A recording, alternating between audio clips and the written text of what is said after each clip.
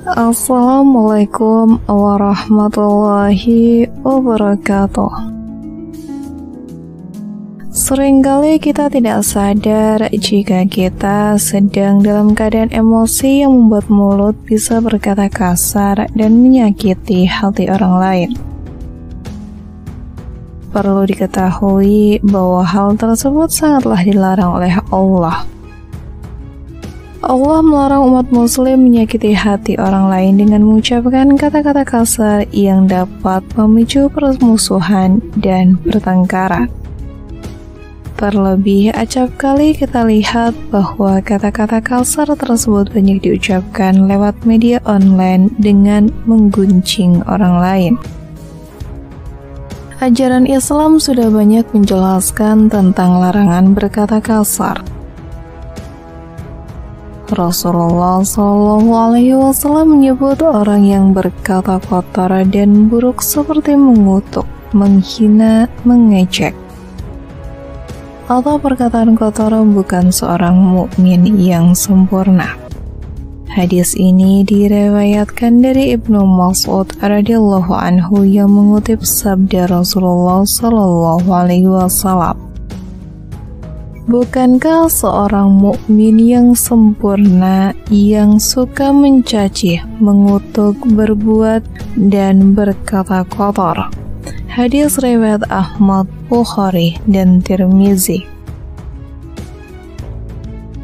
Redaksi lainnya dalam hadis yang Hasan menyebutkan orang mukmin bukanlah orang yang suka mencela, bukan pula orang yang suka melaknat, bukan orang yang berkata keji, dan bukan pula orang yang suka berkata kotor.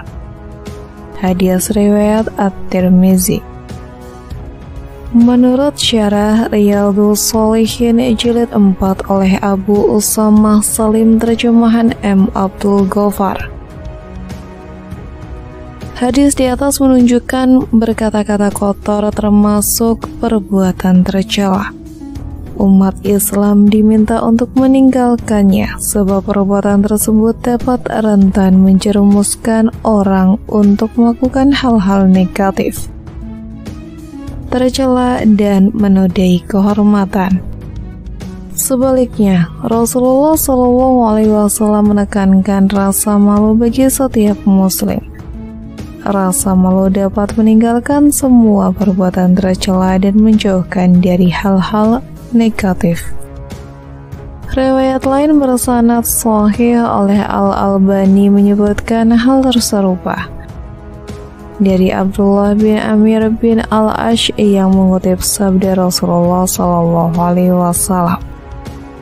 Sesungguhnya Allah membenci orang yang sok fasih dalam berbicara, yaitu orang yang memainkan lidahnya seperti seekor sapi sedang memainkan lidahnya. Hadis riwayat Abu Dawud, At-Tirmizi. Selain itu disebutkan Allah Subhanahu wa Ta'ala tidak menyukai orang bersuara keras dan kasar karena merupakan wujud keangkuhan dan kesombongan.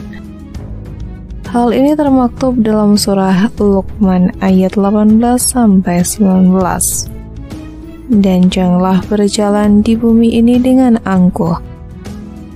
Sesungguhnya Allah tidak menyukai setiap orang yang sombong lagi sangat membanggakan diri. Berlakulah wajar dalam berjalan dan lembutkanlah suaramu, sesungguhnya seburuk-buruk suara ialah suara keledai.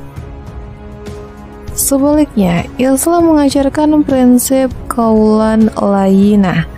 Qaulan layyinah adalah merupakan satu jenis gaya bicara atau pembicaraan atau qaulan yang dikategorikan sebagai kaidah, etika, dan prinsip-prinsip komunikasi Islami.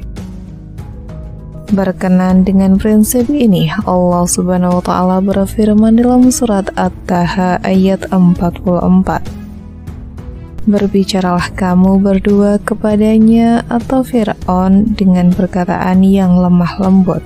Mudah-mudahan dia sadar atau takut. Dikutip dari buku Komunikasi Terapeutik Bernuansa Islami oleh Nina Siti Salmania Siregar, qaulan layyina adalah prinsip berbicara yang lemah lembut dengan suara yang enak didengar dan penuh keramahan hingga dapat menyentuh hati pendengarannya. Disebutkan komunikasi Islam berupaya agar penerimaan pesan menerima informasi dari pembicaraan dengan baik. Qaulan layyina juga merujuk pada pembicaraan dengan nada sederhana, suara jelas, mata berbinar, dan wajah yang simpatik. Sebaliknya, ada larangan dalam melakukan komunikasi berprinsip qaulan layyina, yakni larangan berkata keras dengan nada tinggi yang mendatangkan emosi berlebihan dan larangan berkata dengan konotasi yang kotor hingga menimbulkan rasa sakit pada orang lain. Gaya bicara itulah yang dilakukan oleh Rasulullah SAW. Keterangan ini didasarkan dari riwayat hadis yang dikisahkan Al-Hasan bin Ali saat berbincang dengan pamannya. Al-Hasan meminta pamannya untuk menggambarkan bagaimana cara Rasulullah SAW berbicara.